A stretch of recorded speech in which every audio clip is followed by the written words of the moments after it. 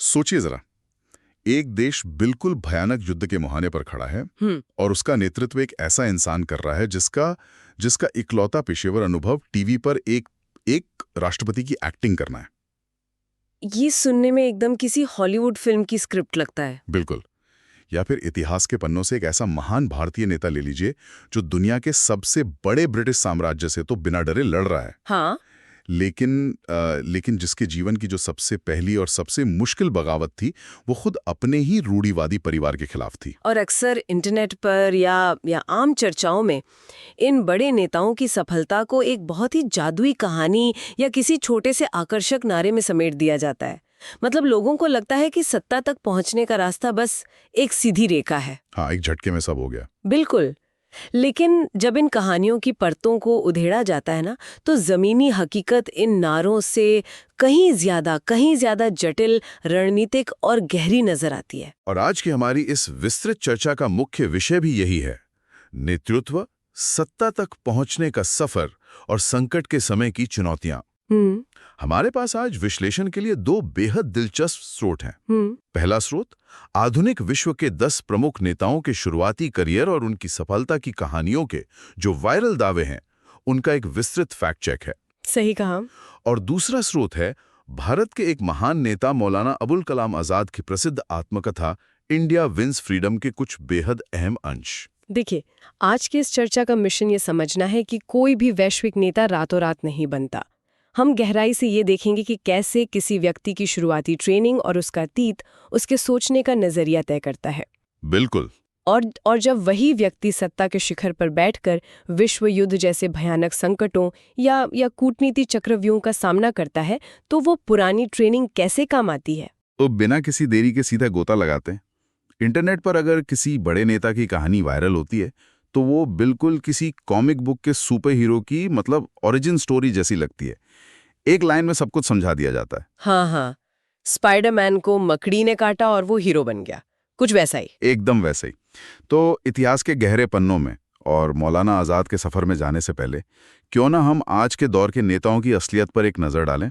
ये एक बहुत अच्छी शुरुआत होगी, क्योंकि इंटरनेट पर जो दावे वायरल होते हैं ना, वो तकनीकी रूप से सच तो होते हैं, लेकिन वो पूरी तस्वीर पेश नहीं करते। आधी सच्चाई। बिल्कुल। उदाहरण के लिए डोनाल्ड ट्रंप की कहानी को ही ले लीजिए। अक्सर ये दावा किया जाता है कि उन्होंने बिल्कुल शून्य से शुरुआत की और अपने दम पर एक साम्राज्य खड़ा कर दिया। लेकिन हकीकत में उन्होंने अपने पिता के स्थापित और सफल रियल एस्टेट बिजनेस से शुरुआत की थी। जो ये सेल्फ मेड अरबपति होने का दावा है वो महज एक शानदार मार्केटिंग और पीआर है। काफी हद तक हाँ। लेकिन यहाँ एक सवाल ये भी उठता है कि अगर सिर्फ पिता का पैसा ही सब कुछ होता तो हर अमीर ज़्यादा देश का राष्ट्रपति बन जाता।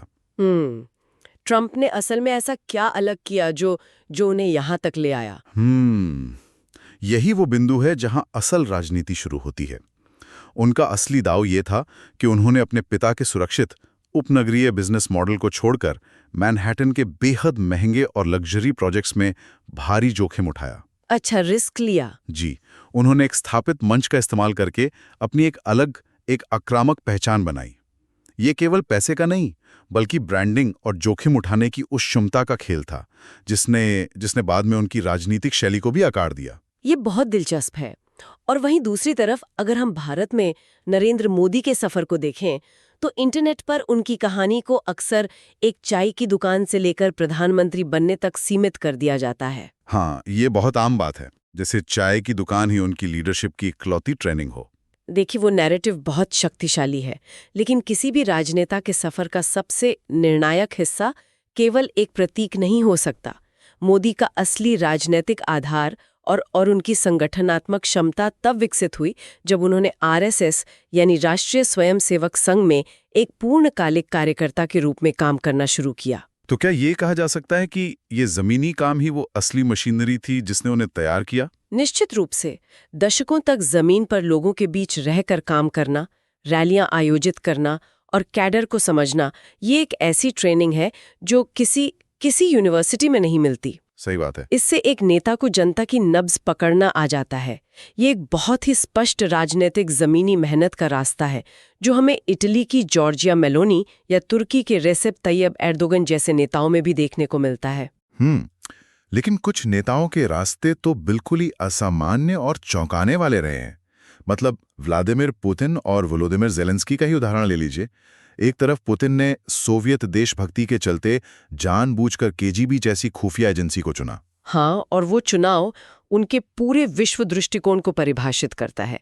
केजीबी में काम करने का मतलब है दुनिया को हमेशा खतरे, जासूसी और सामरिक मनोवैज्ञानिक युद्ध के नजरिए से देखना। क्या बात है। और यही कारण है कि आज भी उनकी नीतियां बहुत हद तक सूचनाओं को नियंत्रित करने और विरोधियों को मनोवैज्ञानिक रूप से कमजोर करने पर आधारित होती हैं। और फिर आते हैं यूक्रेन के वोलोदिमीर ज़ेलेंस्की। ये कहानी तो सच में किसी फिल्म की पटकथा जैसी लगती है। बिल्कुल। उन्होंने वकालत पढ़ी, लेकिन करियर के रूप में कॉमेडी को चुना। वो टीवी पर एक शो में राष्ट्रपति का किरदार निभा रहे थे और लोगों के बीच उनकी वो छवि इतनी लोकप्रिय हुई कि वो असल में देश के राष्ट्रपति बन गए। हाँ, ये सच में हैरान करने वाला सफर है। लेकिन यहाँ एक बात सच में हैरान करती है। एक कॉमेडियन युद्ध के समय देश की सेना का नेतृत्व कैसे कर सकता है? ये सवाल बहुत से लोगों के मन में आता है। लेकिन अगर हम गहराई से सोचें तो एक सफल कॉमेडियन होने के लिए क्या चाहिए? आपको ये समझना होता है कि जनता क्या महसूस कर रही है। हाँ। आपको टाइमिंग की अचूक समझ होनी चाहिए। आपको ये पता होना चाहिए कि किसी कहानी को कैसे पेश करना है कि लोग आपसे जुड़ सकें। अरे वाह। और जब रूस ने यूक्रेन पर हमला किया तो ज़ेलेंस्की की यही कहानी सुनाने की कला और कैमरे के सामने सहज रहने की क्षमता उनका सबसे बड़ा हथियार बन गई। उन्होंने वैश्विक जनमत को अपने पक्ष में करने के लिए मीडिया का वैसा ही इस्तेमाल किया जैसा वो अपने टीवी शो में करते थे। ये नजरिया वाकई आंखें खोलने वाला है। मतलब कॉमेडी भी एक तरह की मास कम्युनिकेशन ट्रेनिंग थी। इसी तरह अगर हम पोप फ्रांसिस की बात करें तो धार्मिक मार्ग चुनने से पहले उन्होंने एक नाइट क्लब में बाउंसर और लैब टेक्नीशियन जैसी आम नौकरियां की थीं। ये उन्हें जमीनी हकीकत से जोड़े रखता है। जी, और इसके बिल्कुल विपरीत कुछ संस्थागत और पेशेवर रास्ते भी हैं जो सत्ता के एकदम संभ्रांत यानी इलीट वर्ग से होकर गुजरते हैं। जैसे किम जोंग उन। वो कोई आम सैनिक नहीं थे जो अपनी मेहनत से ऊपर आए हों। उन्हें स्विट्जरलैंड में गुप्त रूप से बेहतरीन शिक्षा दी गई और फिर सैन्य व राजनीतिक सत्ता संभालने के लिए एक विशेष प्रोजेक्ट की तरह तैयार किया गया। हाँ, और इमैनुअल मैक्रों या कमला हैरिस का रास्ता भी कुछ ऐसे ही रहा है ना? एकदम सही।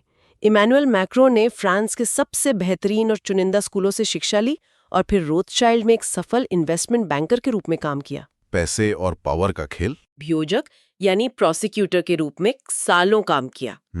एक प्रोसिक्यूटर का काम होता है अदालत में कड़े सवाल पूछना और सबूतों के आधार पर विरोधियों को घेरना। यही कारण है कि उनकी राजनीतिक छवि में लॉ एंड ऑर्डर का वो सख्त रवैया हमेशा झलकता है। तो अगर हम इस पूरे आधुनिक परिदृश्य को समेटें तो ये स्पष्ट होता है कि सत्ता पाने का कोई एक तय फॉर्मूला नहीं है। हमें मुख्य रूप से 3 रास्ते दिखते हैं। पहला, जमीनी स्तर की राजनीतिक मेहनत। दूसरा, इलीट और संस्थागत रास्ता। और तीसरा, बिल्कुल ही असामान्य और गैर पारंपरिक रास्ता। हाँ, और सबसे बड़ी बात यह है कि ये रातों रात होने वाला कोई चमत्कार नहीं है। इंटरनेट भले ही इन कहानियों को एक लाइन में समेट दे, लेकिन हर नेता सालों की रणनीति, अपनी विशेष शिक्षा और मौकों की सही पहचान के बाद ही वहां पहुंचता है। आधुनिक नेताओं के ये अलग अलग लॉन्च पैड देखकर एक बहुत ही अहम सवाल मन में आता है। जी, क्या इतिहास के पन्नों में दर्ज महान नेताओं के साथ भी ऐसा ही था? क्या उनके शुरुआती अनुभव भी इतने ही निर्णायक थे? अगर हम हमारे दूसरे स्रोत की ओर बढ़ें और 20वीं सदी के एक महान भारतीय नेता मौलाना अबुल कलाम आजाद की बात करें तो उनका लॉन्च पैड कोई लॉ डिग्री या केजीबी का बैज नहीं था। बिल्कुल नहीं। उनकी शुरुआत तो एक बिल्कुल ही अलग और रूढ़िवादी दुनिया में हुई थी। मौलाना आजाद की कहानी आधुनिक नेताओं की किसी भी कहानी से कहीं ज्यादा गहरी और वैचारिक है। देखिए, उनका जन्म 1888 में मक्का में हुआ था। उनके पिता मौलाना खैरुद्दीन बहुत ही पारंपरिक विचारों वाले थे। उनका मानना था कि आधुनिक पश्चिमी शिक्षा इस्लाम और उनकी परंपराओं के लिए खतरा है, इसलिए उन्होंने आजाद को इस शिक्षा से बिल्कुल दूर रखा। लेकिन जो बात स्रोत में सबसे ज्यादा हैरान करती है वो ये है कि आजाद बचपन से ही इतने मेधावी थे कि महज 16 साल की उम्र में वो खुद से बड़ी उम्र के 15 छात्रों को उच्च दर्शन शास्त्र और गणित पढ़ा रहे थे। हाँ, ये बहुत बड़ी बात थी। ये सोचने वाली बात है, एक 16 साल का लड़का इतनी गहरी समझ कैसे रख सकता है? ये किसी चमत्कार से कम नहीं लगता। उनकी मेधा वाकई असाधारण थी, लेकिन उनकी असली बौद्धिक यात्रा तब शुरू हुई जब उनका सामना सर सैयद अहमद खान के लेखों और विचारों से हुआ। अच्छा। सर सैयद मुसलमानों के बीच आधुनिक शिक्षा की वकालत कर रहे थे। उनके विचारों से प्रभावित होकर आजाद ने अपने ही परिवार से छुपकर अंग्रेजी सीखना शुरू किया। यहाँ एक बात समझने वाली है। किसी नई भाषा को सीखना आज के दौर में कोई बड़ी बात नहीं लगती, लेकिन उस समय और खासकर आजाद की पृष्ठभूमि को देखते हुए ये महज एक भाषा सीखना नहीं था। ये तो जैसे अपनी पूरी पुरानी दुनिया और मान्यताओं को ढाने जैसा था, है ना? बिल्कुल। और इसी ने उनके भीतर एक गहरा मानसिक और वैचारिक संकट पैदा कर दिया। जब किसी इंसान को यह एहसास होता है कि उसके परिवार ने उसे जो दुनिया दिखाई है वो बहुत सीमित है, तो वो एक अजीब से बेचैनी से गुजरता है। हाँ, वो द्वंद्व। आजाद विभिन्न धर्मों के बीच के आपसी विवादों और अपनी ही रूढ़िवादी मान्यताओं को लेकर परेशान रहने लगे। ये एक आंतरिक विद्रोह था और इसी आंतरिक आज़ादी के एहसास के चलते उन्होंने अपना उपनाम आज़ाद रखा, जिसका अर्थ है पूरी तरह से स्वतंत्र। क्या बात है! और ये स्वतंत्रता सिर्फ विचारों तक सीमित नहीं रहने वाली थी। 1905 में जब बंगाल का विभाजन हुआ, तब भारत में राजनीतिक उथल-पुथल मच गई। आज़ाद तब श्री अरबिंदो घोष और श्याम सुंदर चक्रवर्ती जैसे बड़े क्रांतिकारियों से मिले। जी, उस समय का माहौल कैसा था? उस समय क्रांतिकारी समूहों में मुख्य रूप से केवल हिंदुओं का वर्चस्व था। मतलब एक आम धारणा ये बन गई थी कि मुसलमान ब्रिटिश सरकार के वफादार है और आज़ादी के इस गुप्त लड़ाई में उन पर भरोसा नहीं किया जा सकता। उन्हें अपने आंतरिक संघर्ष से पाई थी। उन्होंने क्रांतिकारियों को समझाया कि भारत के मुसलमानों को साथ लिए बिना आज़ादी का सपना कभी पूरा नहीं हो सकता। उन्होंने पूरी दुनिया का उदाहरण दिया, मिस्र, ईरान और तुर्की का हवाला दिया, जहां मुसलमान लोकतंत्र और स्वतंत्रता के लिए ब्रिटिश और अन्य साम्राज्यवादियों से लग रहे थे। वाह! इसके बाद इसी विचार को जनता तक ले जाने के लिए 1912 में उन्होंने अल हिलाल नाम का एक उर्दू साप्ताहिक अखबार शुरू किया। और उस अखबार ने तो जैसे तहलका ही मचा दिया। प्रिंटिंग की क्वालिटी इतनी शानदार थी और राष्ट्रवाद की भावना इतनी प्रखर थी कि कुछ ही समय में उसकी 26,000 कॉपियां प्रति सप्ताह बिकने लगी। जी हाँ। जरा रुकिए, उस समय की उर्दू पत्रकारिता में ये आंकड़ा क्या मायने रखता था? ये उस समय के हिसाब से एक अकल्पनीय आंकड़ा था। देखिए, अल हिलाल कोई साधारण अखबार नहीं था, ये एक वैचारिक हथियार था। आजाद ने इसके जरिए अपने ही समुदाय की पुरानी लीडरशिप को सीधी चुनौती दी। अच्छा। उस समय अलीगढ़ पार्टी नाम का एक शक्तिशाली गुट था जो ये मानता था कि मुसलमानों का हित अंग्रेजों के प्रति वफादार रहने में ही है। आजाद ने इस वफादारी की धज्जियां उड़ा दी। उन्होंने हिंदू मुस्लिम एकता की एक व्यावहारिक और आक्रामक नींव रखी। जाहिर है इस आग उगलते अखबार से ब्रिटिश सरकार बौखला गई होगी। बिल्कुल। अल हिलाल ने अंग्रेजों की रातों की नींद हराम कर दी थी। उन्होंने प्रेस एक्ट के तहत आजाद पर भारी जुर्माना लगाया, अखबार को बंद करवाया और अंततः 1916 में उन्हें रांची में नजरबंद कर दिया। बाप रे! इस पूरी कहानी को सुनकर एक बहुत ही दिलचस्प पहलू सामने आता है। जब किसी व्यक्ति ने अपनी शुरुआती जिंदगी में अपने ही परिवार की सबसे गहरी धार्मिक रूढ़ियों के खिलाफ विद्रोह किया हो, तो क्या उसी वैचारिक संघर्ष ने उन्हें बाद में ब्रिटिश साम्राज्य और हर तरह के कट्टरपंथियों से बिना डरे टकराने की ताकत दी? क्या यही उनकी सबसे बड़ी लीडरशिप ट्रेनिंग थी? ये एक बहुत ही सटीक और गहरा विश्लेषण है। जब कोई व्यक्ति कम उम्र में ही अपनी सबसे गहरी मान्यताओं पर सवाल उठाना सीख जाता है, तो उसमें किसी भी सत्ता या बाहरी दबाव के सामने न झुकने का एक प्राकृतिक साहस आ जाता है। हाँ, बिल्कुल। और इसी साहस की सबसे बड़ी और ऐतिहासिक परीक्षा तब हुई जब दुनिया द्वितीय विश्व युद्ध की भयानक आग में जलने लगी। बिल्कुल। एक नेता की असली परीक्षा तब नहीं होती जब सब कुछ शांत हो। असली परीक्षा तब होती है जब सामने ऐसा संकट खड़ा हो जिसमें कोई भी रास्ता आसान या सही ना दिख रहा हो। 1940 में मौलाना आजाद भारतीय राष्ट्रीय कांग्रेस के अध्यक्ष चुने गए। ये वो समय था जब यूरोप पूरी तरह से युद्ध के मैदान में तब्दील हो चुका था। और भारत के लिए ये संकट तब और गहरा गया जब 1939 में ब्रिटिश वाइसराय लॉर्ड लिनलिथगो ने एक बेहद अहंकारी और एक तरफा फैसला लिया। क्या किया उन्होंने? उन्होंने किसी भी भारतीय नेता या विधानमंडल से पूछे बिना ही भारत को जर्मनी के खिलाफ युद्ध में झोंक दिया। ये सीधे तौर पर यह बताने जैसा था कि तुम एक गुलाम देश हो और तुम्हारा अपना कोई वजूद नहीं है। ओहो। और यहीं से कांग्रेस के भीतर एक ऐसा वैचारिक मतभेद शुरू हुआ जो किसी भी लीडरशिप के लिए एक दुस्वप्न हो सकता था। आजाद का अपना रुख तो बहुत स्पष्ट था, वो फांसीवाद और हिटलर के नाजीवाद के सख्त खिलाफ थे। हाँ, आजाद का मानना था कि भारत को लोकतांत्रिक ताकतों का साथ देना चाहिए, लेकिन एक बहुत ही स्पष्ट शर्त पर, भारत को पहले खुद स्वतंत्र होना होगा। बिल्कुल। उनका तर्क बहुत व्यवहारिक था। एक गुलाम देश किसी और की आज़ादी के लिए भला कैसे लड़ सकता है? उनके लिए अहिंसा एक व्यवहारिक नीति थी, कोई अंधा विश्वास या धार्मिक सिद्धांत नहीं।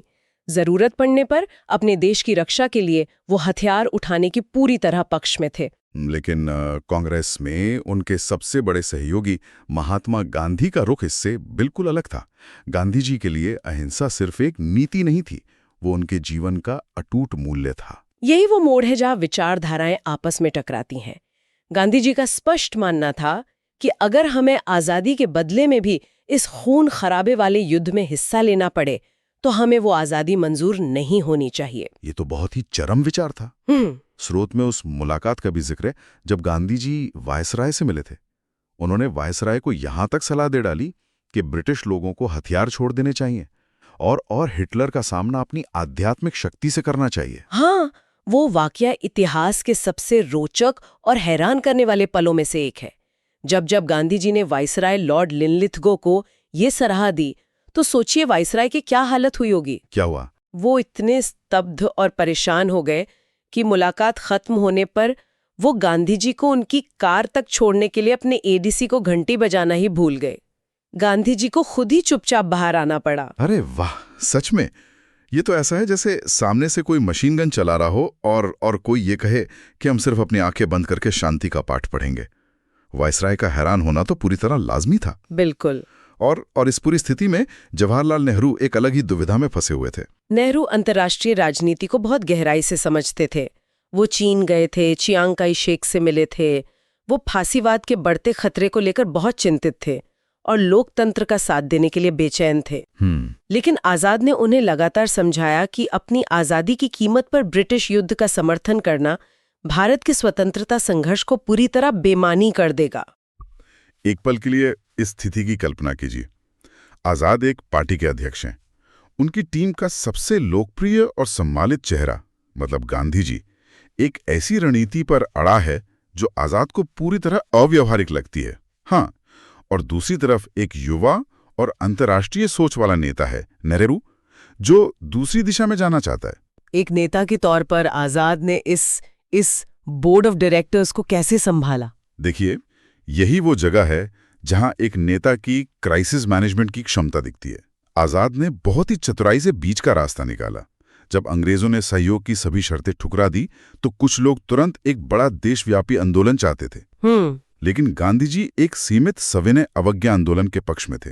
पार्टी को टूटने से बचाने के लिए आजाद ने गांधी जी के व्यक्तिगत सत्याग्रह के विचार को स्वीकार किया। व्यक्तिगत सत्याग्रह, जरा इसे आसान भाषा में समझाएं। इसका मतलब था कि पूरा देश एक साथ सड़कों पर नहीं उतरेगा, बल्कि चुने हुए नेता व्यक्तिगत रूप से युद्ध के खिलाफ भाषण देंगे और गिरफ्तारी देंगे। अच्छा। विनोबा भावे और नेहरू जैसे नेताओं ने यही किया। इस कदम से आजाद ने एक तीर से दो निशाने साधे।